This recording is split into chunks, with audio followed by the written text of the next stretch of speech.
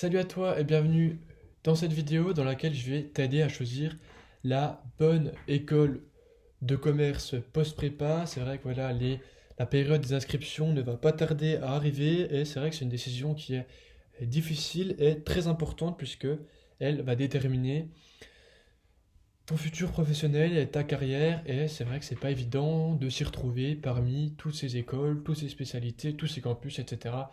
etc. Donc cette vidéo elle est faite pour toi.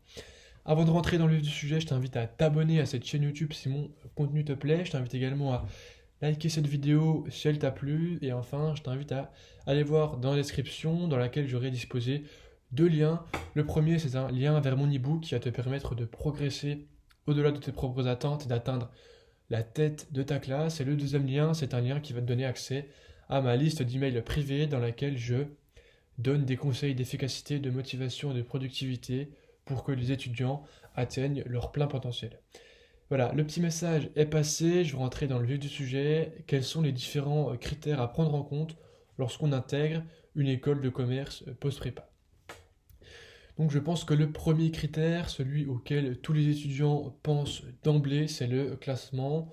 Voilà, comme j'ai dit, c'est souvent la première chose que regardent les étudiants car il influe plus ou moins directement sur de nombreux facteurs. Notamment le salaire à la sortie, voilà, c'est un secret pour personne. Plus l'école est cotée, plus l'école est tupée, plus le salaire à la sortie sera important. Le classement influe également sur le taux d'employabilité. Donc, qu'est-ce que le taux d'employabilité? C'est la proportion d'étudiants qui seront diplômés de telle école à être employés 6 mois, 1 an ou 3 ans après la sortie de l'école. Donc là également, plus l'école est cotée, globalement, plus le taux d'employabilité est important. Également, avoir une école qui est bien classée, qui est cotée, ça peut donner accès à certaines entreprises qui sont prisées et dans lesquelles peu d'étudiants peuvent accéder. Je pense à des gros cabinets d'audit comme KPMG par exemple, ou des grosses banques internationales telles Goldman Sachs ou HSBC par exemple. Dans ces entreprises, tu ne pourras entrer que si tu fais partie du top 3, du top 5, sauf exception évidemment. Le deuxième critère qui est selon moi très important et que tu dois indéniablement prendre en compte lorsque tu devras intégrer une école de commerce, c'est le coût des études. Ce critère, il est très important, il a toujours été très important, mais il l'est de plus en plus puisque le modèle des écoles de commerce français se rapproche beaucoup du modèle anglo-saxon, donc ce qu'on voit aux États-Unis et en Angleterre, avec des prix qui sont de plus en plus importants. Je crois que voilà, de mémoire, le coût moyen des écoles de commerce françaises a augmenté de 40% en 10 ans, ce qui est non négligeable.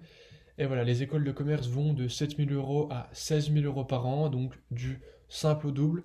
Et donc ce critère doit forcément rentrer en compte lorsque tu vas choisir d'intégrer ou non une école de commerce. Le troisième critère très important lorsque tu devras choisir ton école de commerce, c'est la spécialisation de l'école. Voilà, les écoles ne sont pas toutes les mêmes, ce ne sont pas des copier-coller, elles ont un petit peu chacun leur spécificité, chacun leur spécialisation, et c'est également à travers ceci que tu vas choisir d'intégrer une école ou non.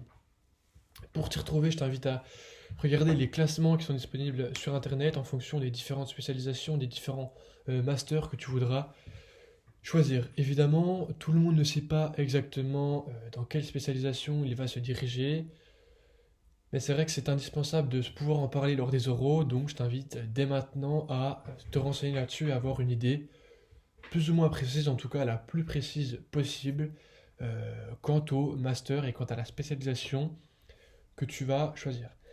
La quatrième dimension, le quatrième critère qui va rentrer en compte pour l'intégration d'une école de commerce, c'est sa dimension internationale.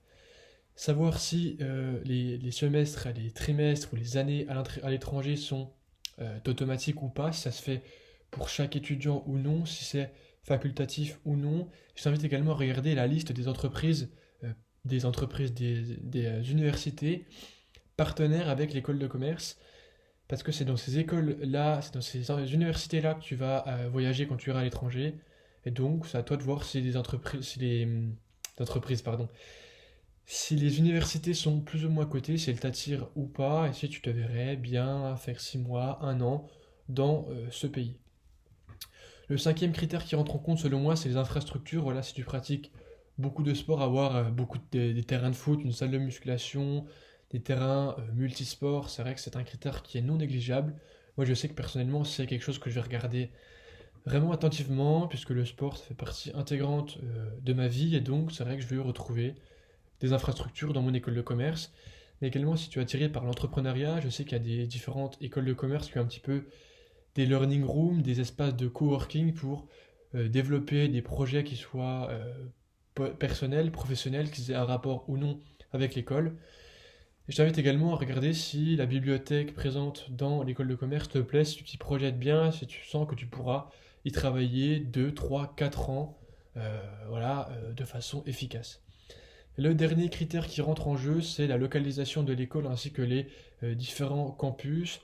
Il y a différents critères qui découlent directement de ceci, si l'école est loin de chez toi ou non, si tu as envie pour des raisons X ou Y qui te sont personnelles d'aller dans une école de commerce qui n'est pas trop loin de chez toi, eh ben, tu vas regarder attentivement la localisation de l'école, les différents campus. Tu vas également regarder si la ville est agréable ou non, donc ça c'est des critères qui sont totalement subjectifs, hein, bien évidemment. Mais tu vas regarder si la ville est agréable ou non, si elle te plaît, si le climat te plaît, s'il est chaleureux ou non. Si tu es attiré par les sports de haute montagne, et bien si tu as envie, s'il y a des massifs qui sont pas loin de l'école, etc., etc. Également si l'immobilier est cher ou non, et c'est un ensemble de critères qui va te permettre de savoir si la ville et plus globalement la région, la localisation dans laquelle l'école se trouve te plaît, et si tu as envie d'intégrer cette école. Donc voilà, j'ai listé les 6 principaux critères qui selon moi sont indispensables quand on va intégrer une école de commerce. Évidemment, voilà, là je me suis mis à ta place pour essayer de faire le tri et de t'aider à choisir une école de commerce pour qu'elle te plaise, pour que tu te sentes bien et pour que tu fasses le bon choix puisque cette école, tu vas y être pendant 3 ou 4 ans. Mais voilà, ce qu'il faut savoir, c'est que la décision, elle te reviendra à toi et à toi seul, et elle dépendra de la priorisation que tu auras fait des 6 critères que j'ai énoncés juste avant. Donc le classement, le coût des études, la spécialisation de l'école, la dimension internationale, les infrastructures et la localisation de l'école. Donc voilà, j'espère que cette vidéo t'a plu et j'espère qu'elle va t'aider à trouver l'école de tes rêves. En tout cas, c'est mon souhait. J'espère que cette vidéo t'a plu et je te remercie beaucoup de l'avoir regardé jusqu'au bout. Et je te dis à bientôt pour une prochaine vidéo.